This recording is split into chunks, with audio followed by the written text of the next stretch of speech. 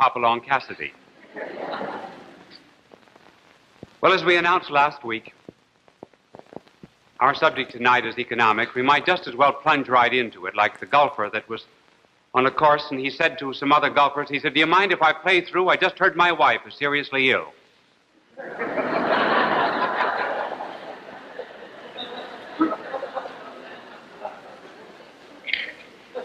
An economist has been described as one who reads a menu from right to left.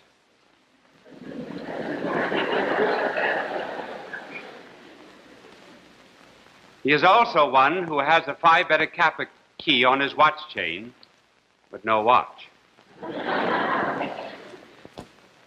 Really, the science of economics today is, for the most part, a science of description. It merely tells us how economic processes such as consumption and production and exchange take place.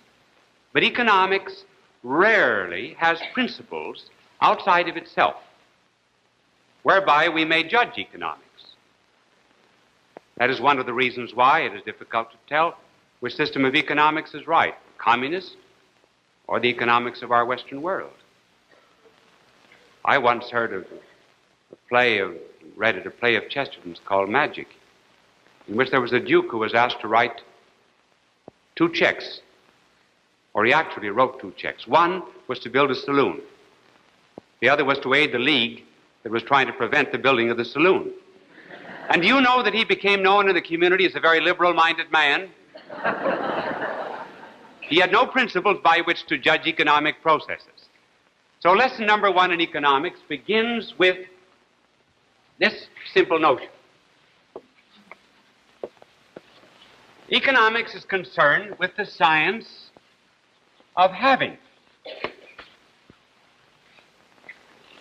All having is necessary to us because of our creatureliness.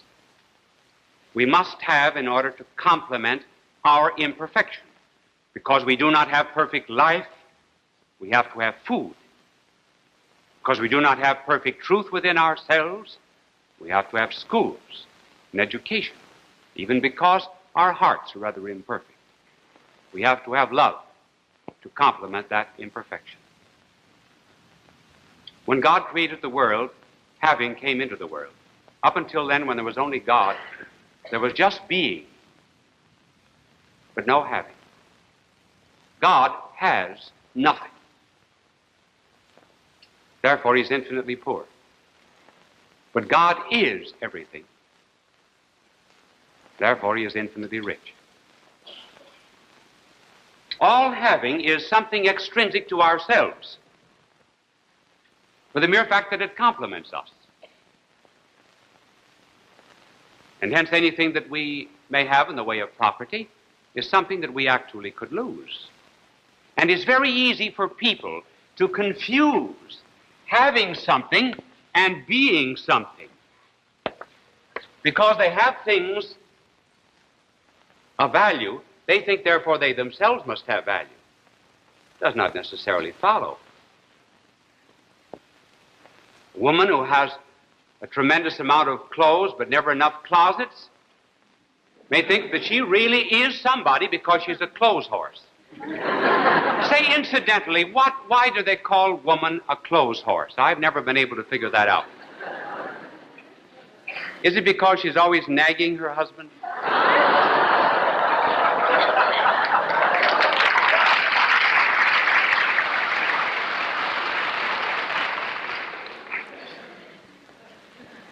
Having is concerned with property. Now, property is of 2 kinds. Property may be either real property, or it may be token property. Real property, chalk, cabbages, spinach, ice cream, beds, land. Token property is an artifice or a symbol that stands for real wealth. Stocks, bonds, credit, money that has been folded, and money that has not been folded. There is a natural limit to all real wealth. That is to say, a man, for example, does not want an infinite suit of clothes. There isn't anybody that wants his bedroom just chock full of beds, unless he's fond of a lot of bunk.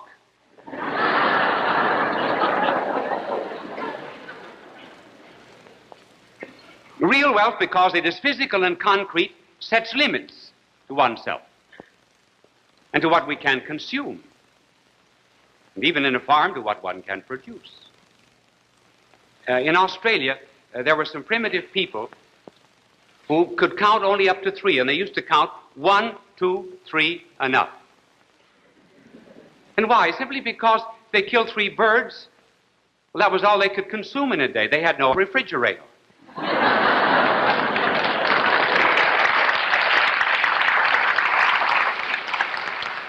I said they were primitive people. On the contrary, well, I might say as regards real wealth, that is why agriculture is one of the very natural avocations of man, is because nature sets limits to what will be produced, as man's own nature sets limits to what will be consumed. But token wealth, that can be infinite.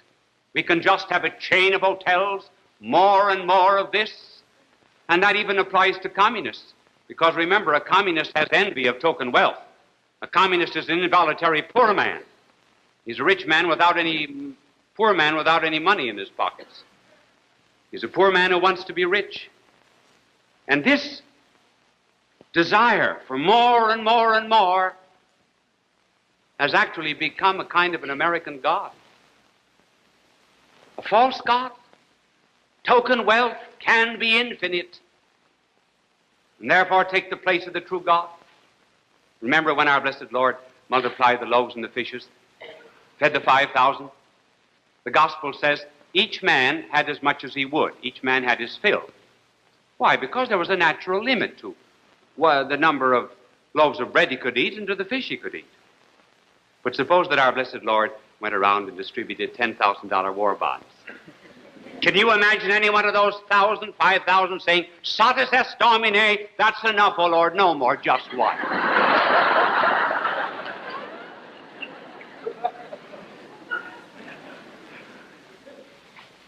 Now we come to the basic principle of property, which applies to both real and token property. The right to property is personal.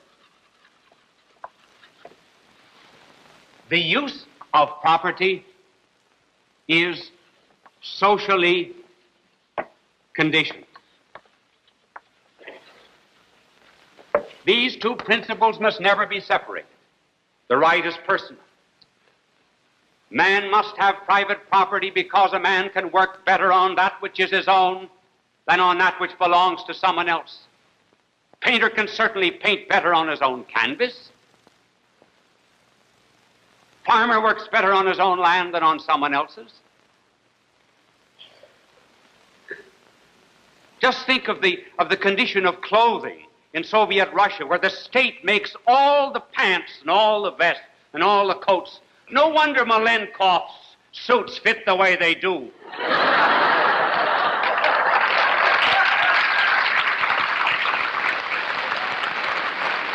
I bet Malenkov would like to be Malik and get over here where he could get some good American tailoring. The right to property is personal, but the use of property is socially conditioned. Though we may own it, nevertheless, we may not do with it whatever we please. For example, I have a horse.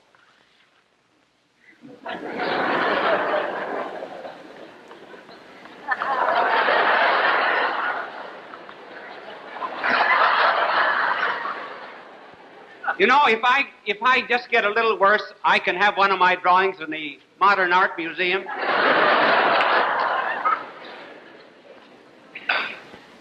I have a horse. Now, may I use that horse as I please? Over here is a garden. And these are vegetables. That's a cabbage head. Though I can show title to my horse, may I use my horse as I please? May I send it over to your garden and eat your vegetables? Certainly may not. My personal rights to property are limited by society. I may have a wine cellar. That's a bottle. And here's a school. School. May I invite all of the children over to my wine cellar and put them in a state of amiable incandescence?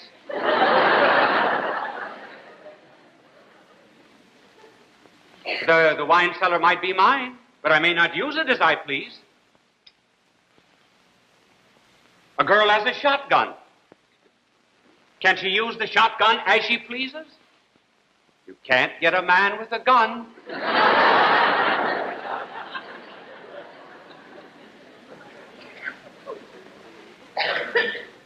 You can immediately see that there are two possible errors that can creep into economics. One would be the error of saying, we insist upon personal rights to the exclusion of social use. What would that be? That would be monopolistic capitalism, so prevalent in the last century, in which the capitalist said, I own this property, I want no church, I want no Bible, I want no moral law, I want no state, I want no society telling me what I can do with my money. And that resulted in the concentration of wealth in the hands of the few, the impoverishment of the masses, a system to a great extent that was broken up, thanks be to God, rightly by the advent of labor unions. But that could be the error, insisting on the right, forgetting the use. And the other error of insisting on the social use and forgetting the personal rights is obviously communism, in which all property belongs to the state and a man has no personal rights whatever. Then the state owns all the chickens, all the eggs, all of the hens, and it has a state cook that makes an omelet, and you eat the omelet whether you like your eggs that way or not.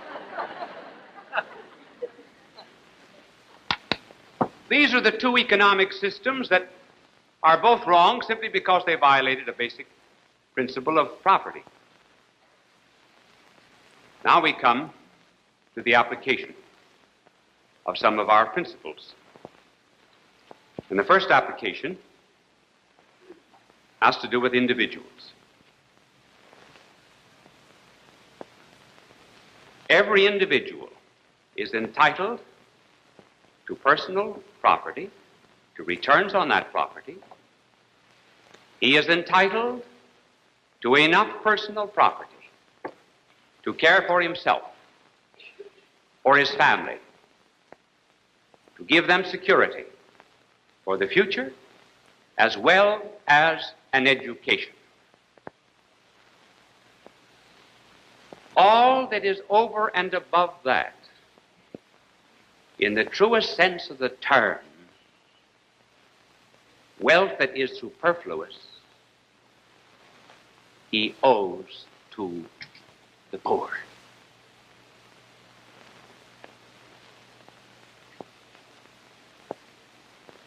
He cannot say the personal pronoun mine in the same way the bed on which he sleeps, as he can say mine of his second yacht. His right diminishes as it gets to superfluity, and social needs then begin to emphasize themselves. Now that, incidentally, is why, on a program such as this, every single cent that I receive, I give to the poor. Poor of Asia, poor of Africa, poor of Oceania. Do not keep one single cent for personal expenses. My angel doesn't get anything. He doesn't even get his union dues. Do you know why? He doesn't belong to a union. He has no body. He couldn't even wear a union suit.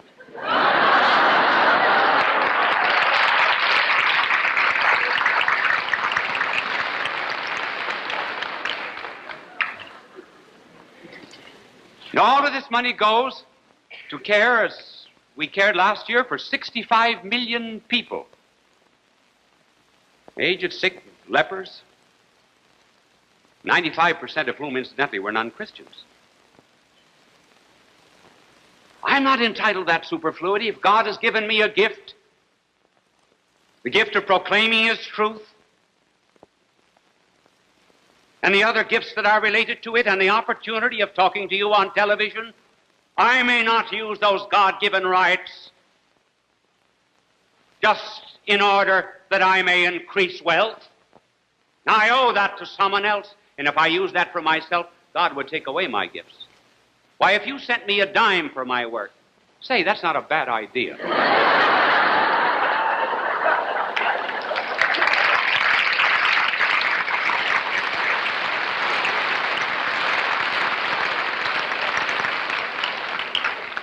Will you? Don't ask for return, then we won't have an overhead of a stamp. Thanks. God love you. All right. Now, the second principle. Suppose a man is the head of an industry. He is entitled again to all that is necessary for himself, for his family, for their security, and for his station in life. Then what about the superfluity? He may use that superfluity to pour it back again into his business in order to increase employment and aid the social good. That man is then doing a work of munificence and liberality and is to be praised for it.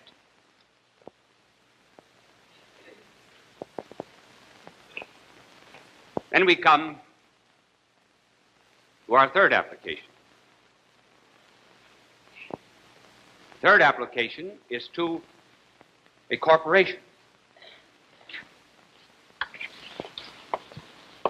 Because many of the corporations of today are made up of both real and token property. When one speaks of property, one cannot anymore just speak of individual property. These tremendous industrial organizations are part of our modern life, and we do not wish to have them destroyed. The problem is, how apply the basic principles of property to those who are linked up with corporations? First of all, any man who has stock in a corporation is entitled to returns on that stock. It is rightfully and lawfully his. He has aided in the organization by giving money capital, and in justice is entitled to return. How about the worker?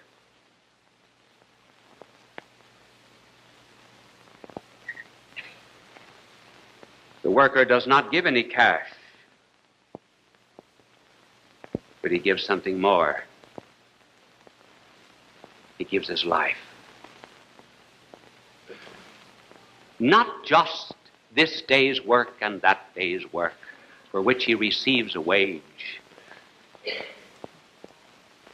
but the sum of all of the days,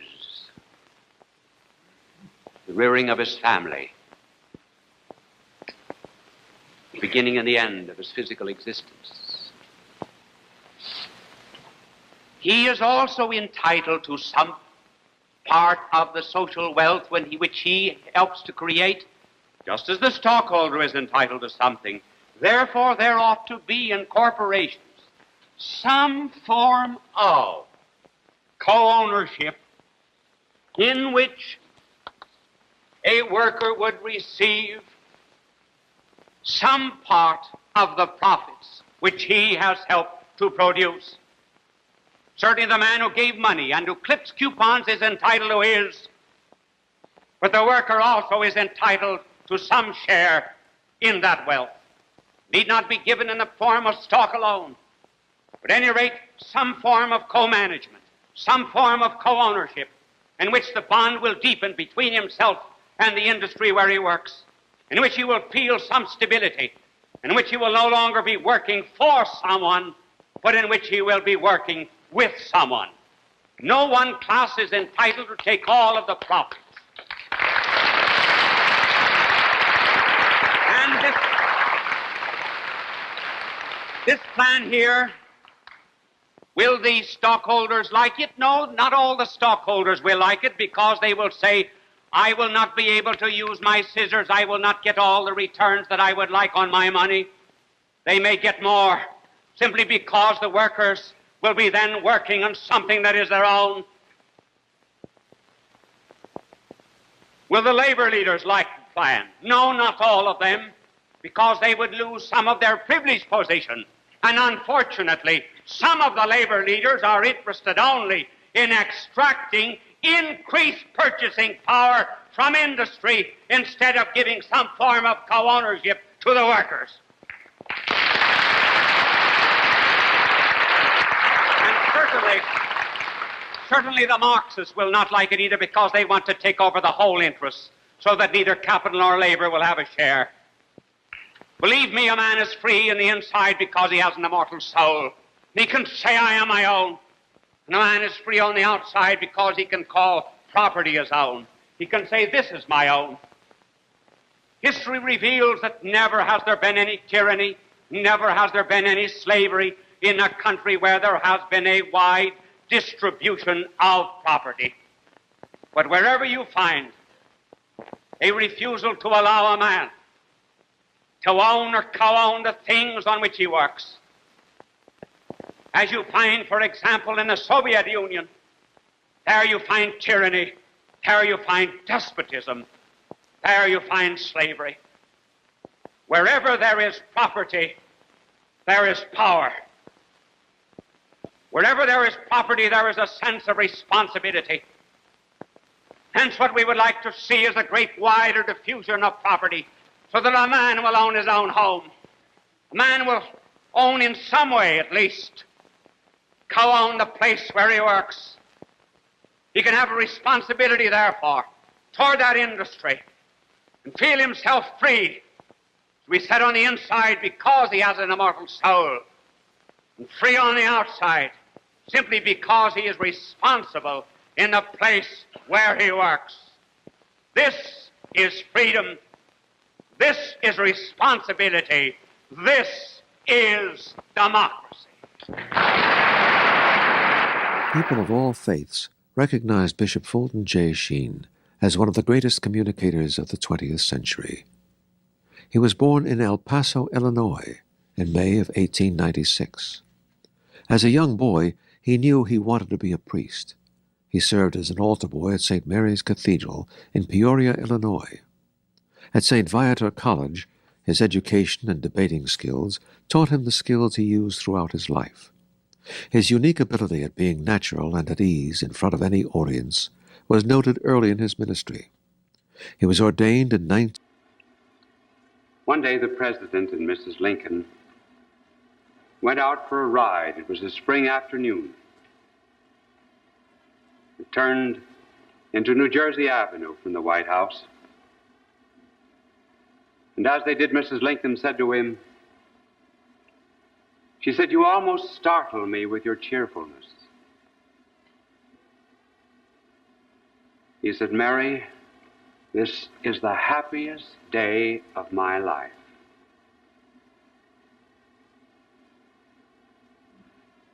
There are some who think Lincoln was melancholy. Let's find out what he meant by happiness.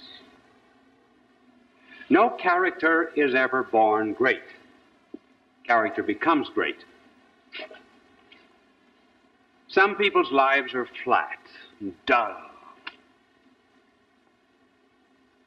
and others have a tension and a pull. There are opposites in them, like the positive and negative poles of electricity. Moses, for example, was not always a meek man. He once killed an Egyptian. He had to become meek. John the Baptist was not always a loving man. He once asked the Lord to rain down fire from heaven upon the Samaritans. And so there was some great tension in Lincoln. And he became great because he was able to reconcile those opposites. Now, what were they? They were adversity and joy. And the two are not as opposed as it would seem. And it took a lifetime to reconcile them.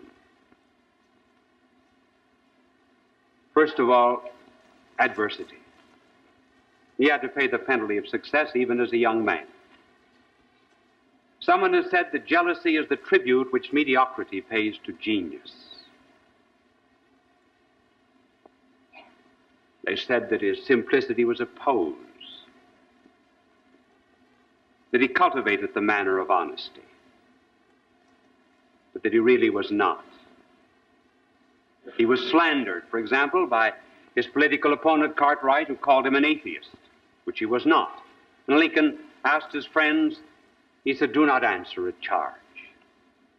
As silly as that. Many of his confreres called him the Illinois gorilla, the original baboon. Samuel B. Morse, who invented the telegraph, said that he was an illiterate without any brains. Congress at one time thought of impeaching him. He had to go before Congress once in order to defend his wife against the charge of being a spy. And after he gave the Gettysburg Address, the Chicago papers said,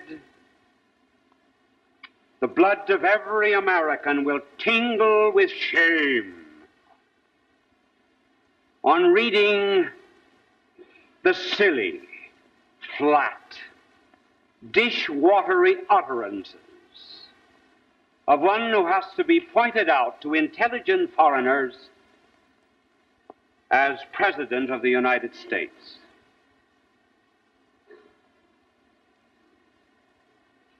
And then there were other adversities besides slander, great sorrow. When he was a young man, he fell in love with Anne Rutledge. She was only 18.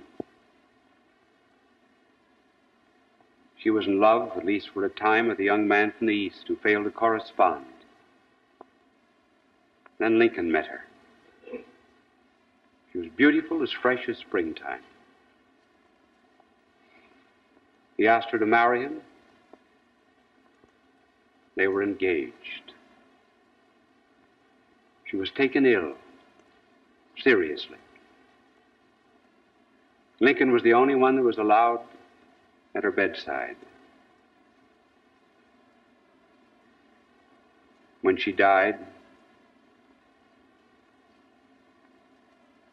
Lincoln said, "I cannot bear the thought of rain falling on her." And he used to go out and walk through the woods near the grave, muttering strange sounds, trying to recover a belief in immortality because he had read some of Voltaire and Volney. He said one day to a friend, pointing to the grave of Anne Rutledge, "My heart is buried there."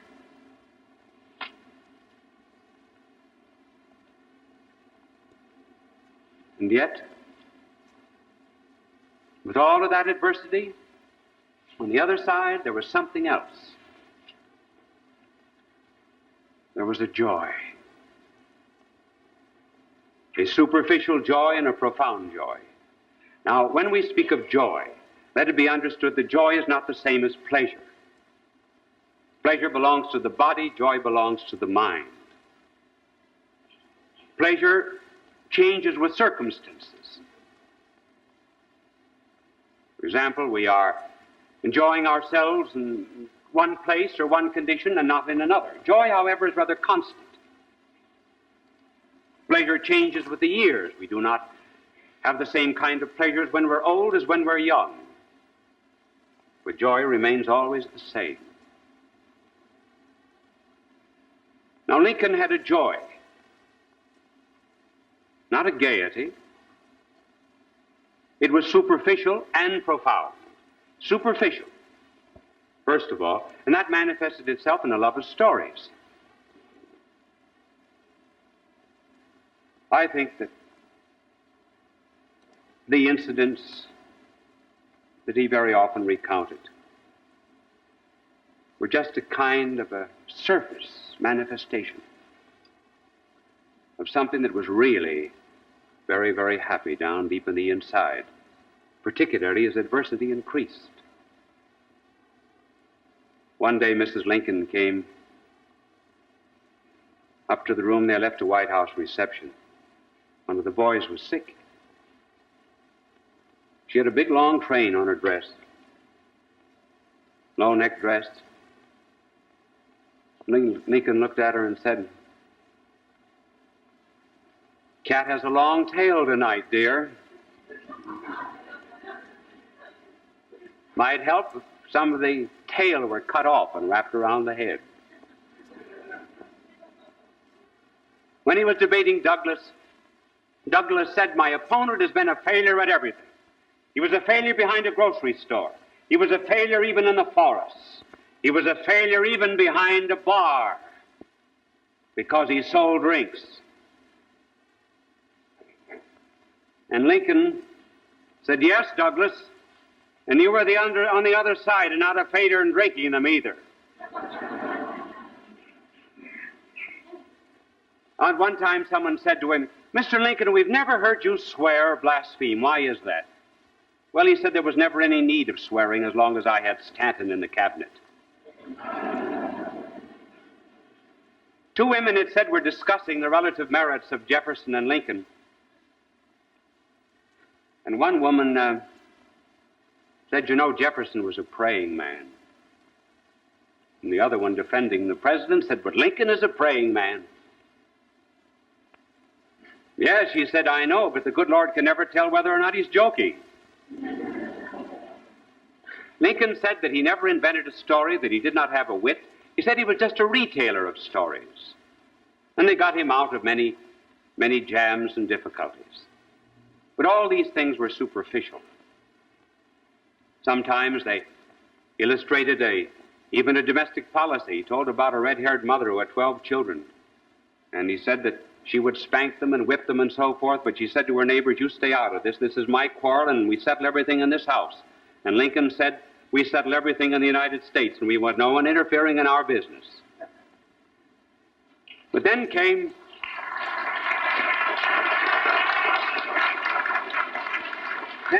another kind of joy. It was the joy that comes from a good conscience, from honesty, humility, and above all, a great vocation. First of all, honest.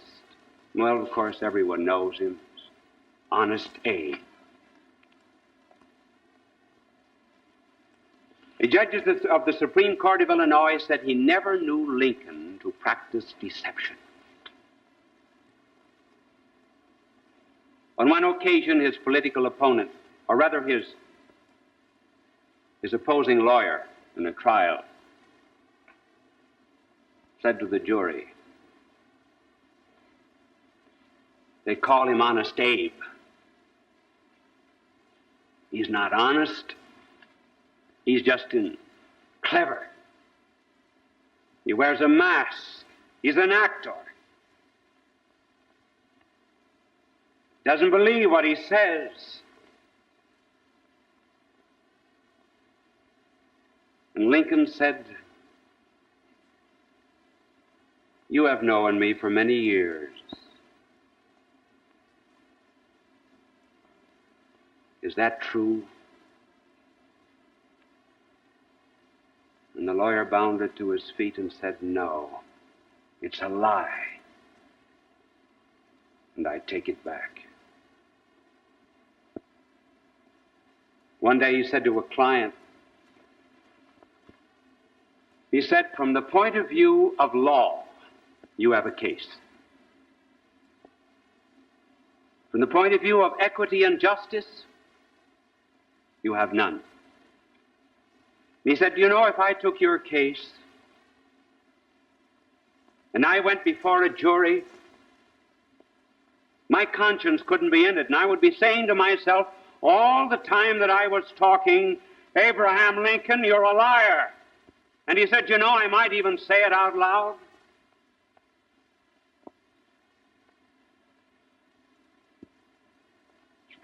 He was associated with another lawyer who charged the client $1,000.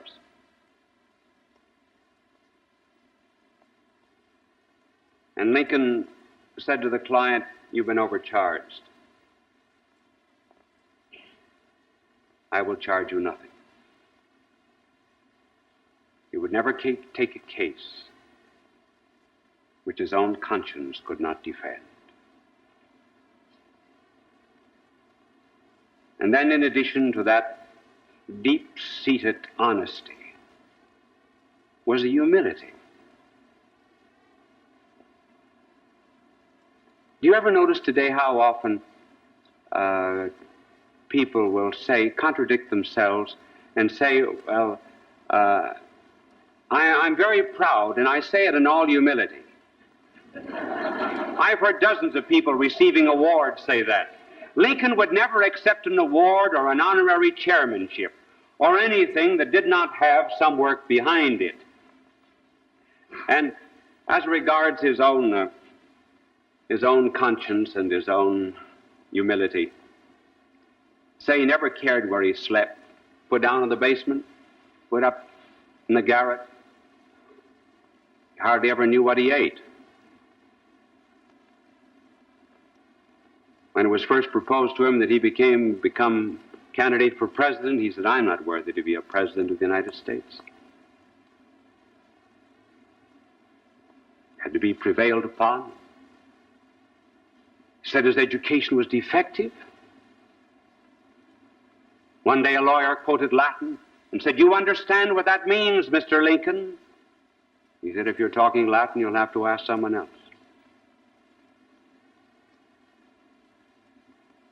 Lincoln used to chop his own wood, and even in the White House. Shined his own shoes. And someone saw him one day shining his shoes in the White House, and he said, Mr. President, you shining your own shoes? Lincoln said, who else?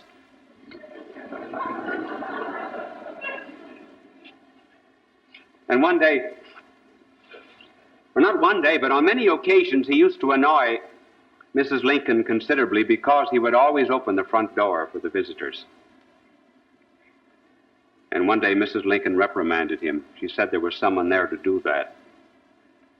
And the lady was going out, said to Mrs. Lincoln, Mary, she said, if I had a husband like that, I wouldn't care what he did. The humility was real and genuine. And as the years went on, he began to see more and more that he owed everything to a power above him. And then allied with that was a sense of a vocation, which he received very early in life,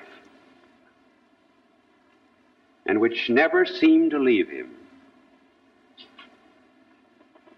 He went down the Mississippi as a young man, got off in New Orleans,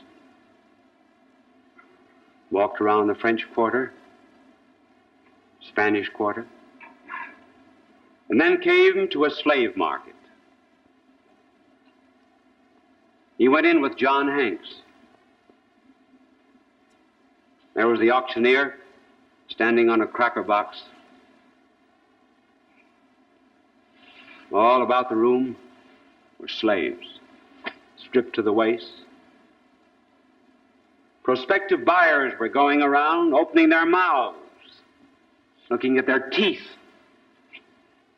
judging them like they might judge a horse. Others forced the slaves to run around the room, see if they had good wind, if they were strong enough for slave labor. And others turned lecherous eyes on the women they bought.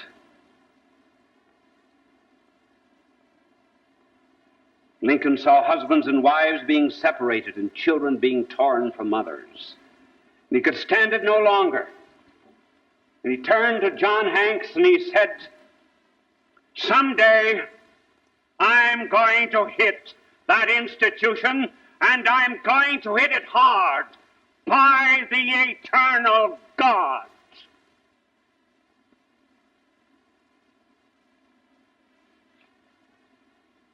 Backwoodsman. And illiterate. Talking about an institution that went back to 1437 when a Portuguese sold 10 slaves to someone in Portugal. And he, without any education, any background, was going to hit this institution by a man who has a vocation like that is happy on the inside. And so the two, joy and adversity, went on through his life. And some biographers will take the joy and make him out to be a humorist, and others will take the adversity and make him out to be melancholic. No, if you see the depth of character, you see the two fusing points, because the two are not inseparable. The two can coexist. It's well to remember, for example, that the only night that our blessed Lord ever sang was the night that he went out to his death. And the greatest discourse that he ever gave on joy, and it was the only time he ever spoke on joy, was the night that he went out to die. Paul and Silas sang in prison. There's such a thing as having joy before one, therefore being able to bear any kind of adversity. And that's the making of a great character. Any man who's been through any kind of suffering and borne up under it, and has seen it come from the hand of God, he has a joy on the inside that no one can take away from him. And as time went on, it was joy that came out of this adversity and this vocation. So he had a presentiment of death, certainly. He did. He dreamed about it. He dreamt about it one night in Springfield in 1860. He was on a couch. He was looking at a mirror in the far end of the room. And he saw two faces. His own. First one, clear, lifelike. The second, dull and ghastly. He got up from his couch and walked up before the mirror.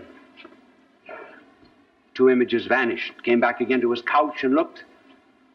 And there was the clear one, and there was the dull one. He went to Mrs. Lincoln, and he said, "What does it mean?"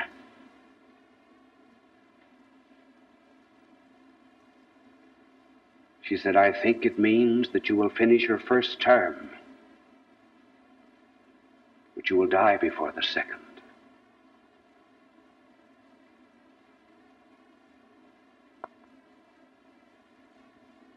And then, 1865, one night he was very quiet. Mrs. Lincoln said to him, "You seem troubled." "Yes." He said, "I've been troubled about a dream." And he said, "What is strange is that in the morning when I woke up, I took up the Bible and I turned it over. And every page that I turned was the page about a dream or a vision, beginning with the vision of Jacob and the angels ascending and descending the ladder.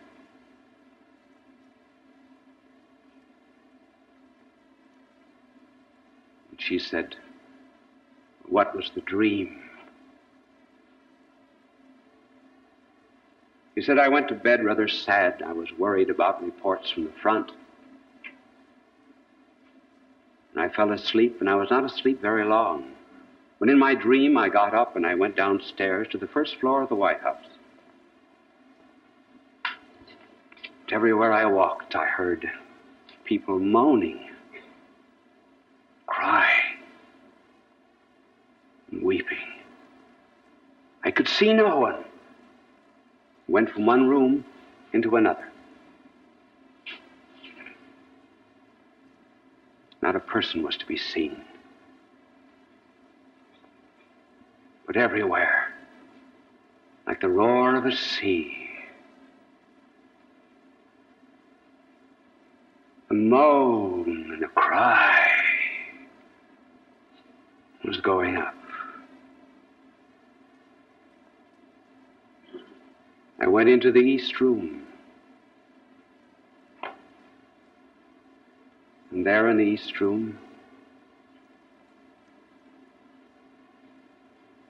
I saw a coffin. Round about the coffin were soldiers. And I said, "Who's dead?"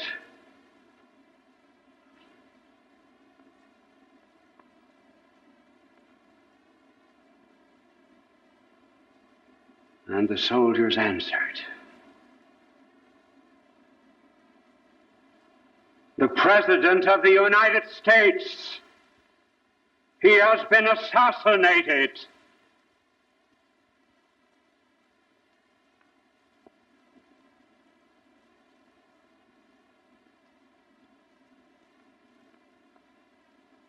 That was my dream.